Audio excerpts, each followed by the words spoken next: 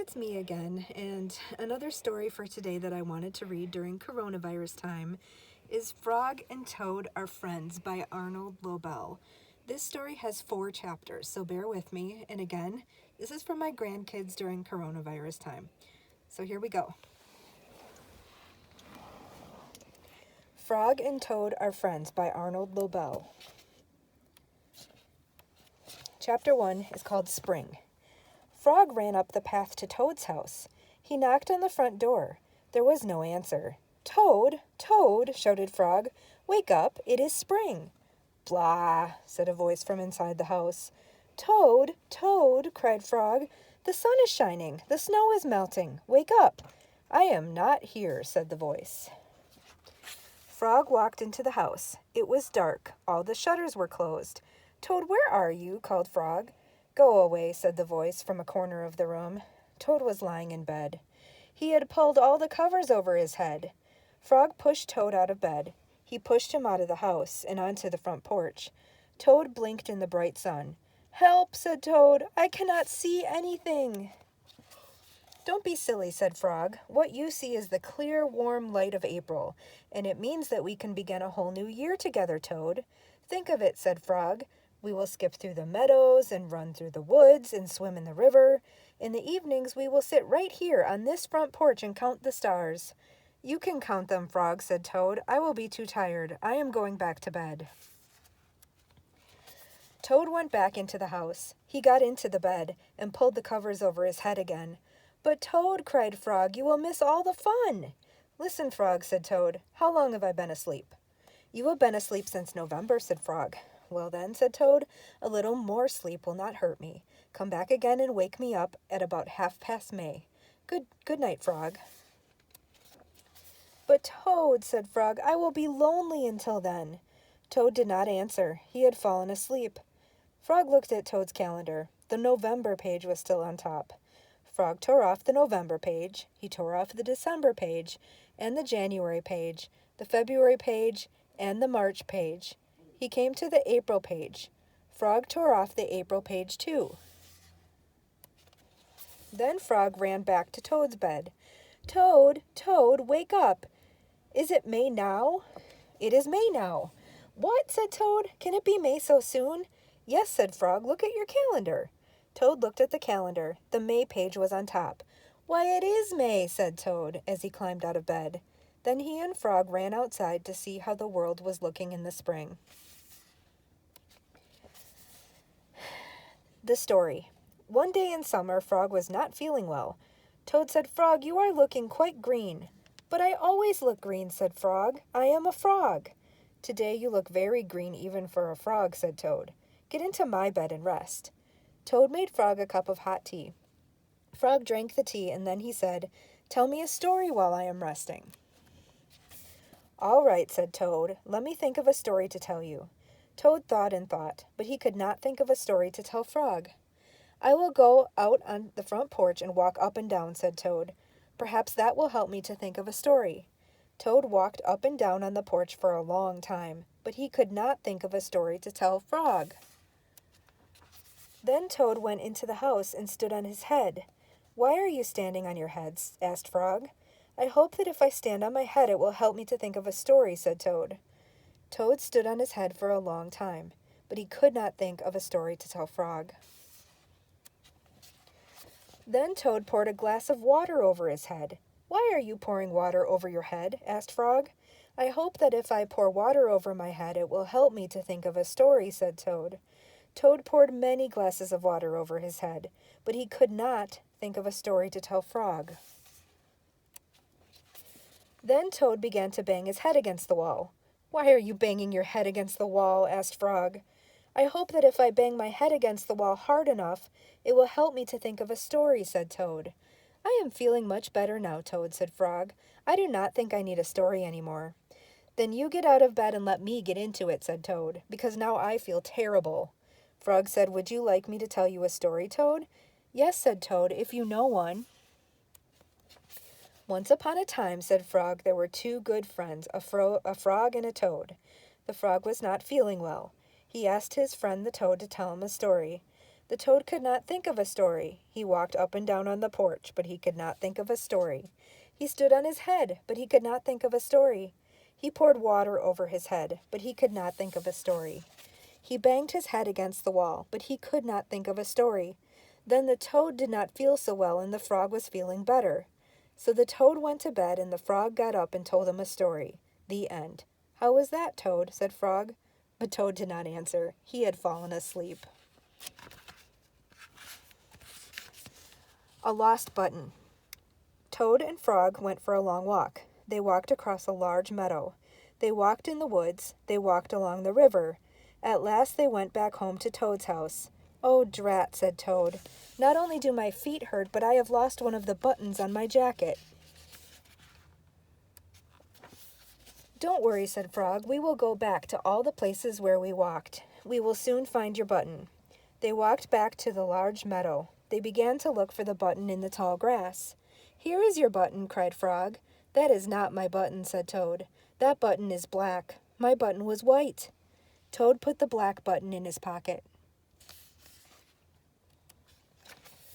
A sparrow flew down. "Excuse me," said the sparrow. "Did you lose a button? I found one." "That is not my button," said Toad. "That button has 2 holes. My button has 4 holes." Toad put the button with 2 holes in his pocket. They went back to the woods and looked on the dark paths. "Here is your button," said Frog. "That is not my button," cried Toad. "That button is small. My button was big." Toad put the small button in his pocket.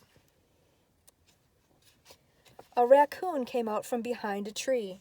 "I heard that you were looking for a button," he said. "Here is one that I just found." "That is not my button," wailed Toad. "That button is square. My button was round."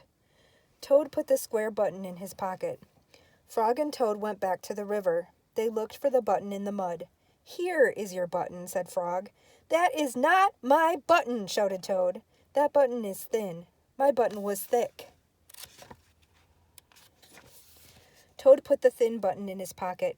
He was very angry. He jumped up and down and screamed, "The whole world is covered with buttons, and not one of them is mine." Toad ran home and slammed the door. There on the floor he saw his white, 4-holed, big, round, thick button.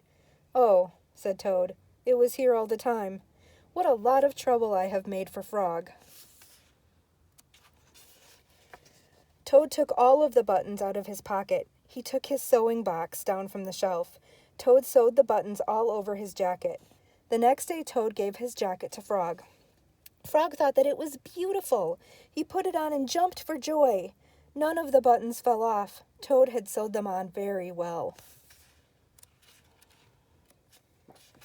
A swim. Toad and Frog went down to the river. "What a day for a swim," said Frog. "Yes," said Toad. "I will go behind these rocks and put on my bathing suit." "I don't wear a bathing suit," said Frog. "Well, I do," said Toad. "After I put on my bathing suit, you must not look at me until I get into the water." "Why not?" asked Frog.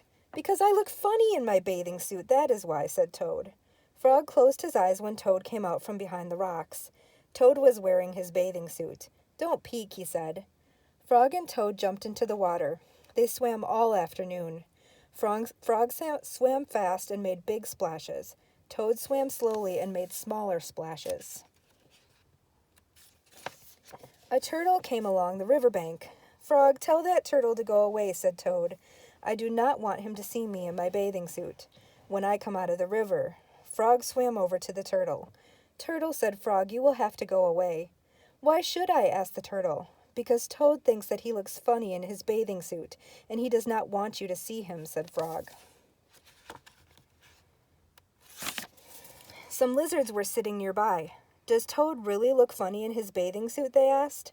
A snake crawled out of the grass. "If Toad looks funny in his bathing suit," said the snake, "then I for one want to see him." "We want to see him too," said 2 dragonflies. "Me too," said a field mouse. "I have not seen anything funny in a long time." Frog swam back to Toad. "I am sorry, Toad," he said. "Everyone wants to see how you will look." "Then I will stay right here until they go away," said Toad. The turtle and the lizards and the snake and the dragonflies and the field mouse all sat on the river bank. They waited for Toad to come out of the water. "Please," cried Frog, "please go away." But no one went away. Toad was getting colder and colder. He was beginning to shiver and sneeze.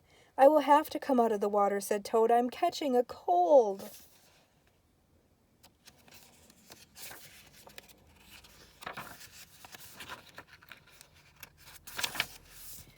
Toad climbed out of the river. The water dripped out of his bathing suit and down onto his feet. The turtle laughed. The lizards laughed. The snake laughed. The field mouse laughed. And Frog laughed. "What are you laughing at, Frog?" said Toad. "I am laughing at you, Toad," said Frog, "because you do look funny in your bathing suit." "Of course I do," said Toad. Then he picked up his clothes and went home. The last chapter is called The Letter. Toad was sitting on his front porch. Frog came along and said, "What is the matter, Toad? You are looking sad." "Yes," said Toad, "this is my sad time of day. It is the time when I wait for the mail to come. It always makes me very unhappy." "Why is that?" asked Frog. "Because I never get any mail," said Toad. "Not ever?" asked Frog. "No, never," said Toad. "No one has ever sent me a letter. Every day my mailbox is empty. That is why waiting for the mail is a sad time for me." Frog and Toad sat on the porch feeling sad together. Then Frog said, "I have to go home now, Toad. There is something that I must do." Frog hurried home. He found a pencil and a piece of paper. He wrote on the paper. He put the paper in an envelope. On the envelope he wrote, "A letter for Toad." Frog ran out of his house. He saw a snail that he knew. "Snail," said Frog, "please take this letter to Toad's house and put it in his mailbox." "Sure," said the snail, "right away." Then Frog ran back to Toad's house. Toad was in bed taking a nap. "Toad," said Frog, "I think you should get up and wait for the mail some more." "No," said Toad, "I am tired of waiting for the mail." Frog looked out of the window at Toad's mailbox. The snail was not there yet. "Toad," said Frog, "you never know when someone may send you a letter." "No, no," said Toad, "I do not think anyone will ever send me a letter." Frog looked out of the window. The snail was not there yet. "But Toad," said Frog, "someone may send you a letter today." "Don't be silly," said Toad. "No one has ever sent me a letter before, and no one will send me a letter today." Frog looked out of the window. The snail was still not there. "Frog, why do you keep looking out of the window?" asked Toad. "Because now I am waiting for the mail," said Frog. "But there will not be any," said Toad. "Oh, yes, there will," said Frog, "because I have sent you a letter." "You have?" said Toad. "What did you write in the letter?" Frog said, "I wrote, 'Dear Toad, I am glad that you are my best friend. Your best friend, Frog.'" "Oh," said Toad, "that makes a very good letter." Then Frog and Toad went out onto the front porch to wait for the mail. They sat there feeling happy together. Frog and Toad waited a long time. 4 days later, the snail got to Toad's house and gave him the letter from Frog. Toad was very pleased to have it. Thank you for reading Frog and Toad Are Friends by Arnold Lobel with me.